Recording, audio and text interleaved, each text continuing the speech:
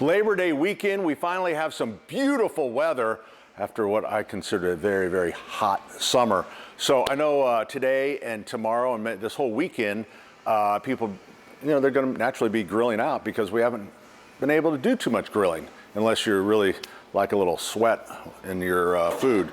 I was kidding. All right. So first of all, I want to start with propane tanks because everyone, you always worry about having company over and you run out of propane. So the thing you need to know, propane tanks weigh 18 pounds, empty. It weighs 18 pounds. And then you put 20 pounds of propane in it, liquid propane, so 38 pounds, that is full. So you can drop it on a scale and you'll be able to see how much you have left in there. The thing is, I would tell you that it sounds like I'm going to sell you something, but I think you save money if you get a second tank, because nobody ever runs their tank all the way down because they're afraid they're going to run out. But if you had a second tank, you could run the propane all the way down and then put your second tank on. So, little money saving tip. Cleaning the grill, so important. Obviously, we're good about cleaning the grate because we can see the grate. And most of the brushes now are more of a nylon since that one person got a wire stuck in their stomach or whatever it was.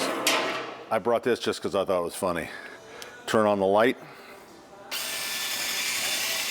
Yeah, boy. How about that? That's more just fun. But here's the thing people forget about. Right down here. This is where the fire starts. So you have to make sure you take this out, clean it, get all the grease off, because if you're doing a long cook, that can ignite and then you have problems. Over here, pellet grills have become more and more popular, right? We all agree. So there's different brands of them. And these you don't think of it because sometimes they don't get that warm, but we've had some massive fires, and we can be guilty too because we use this to cook brisket a lot.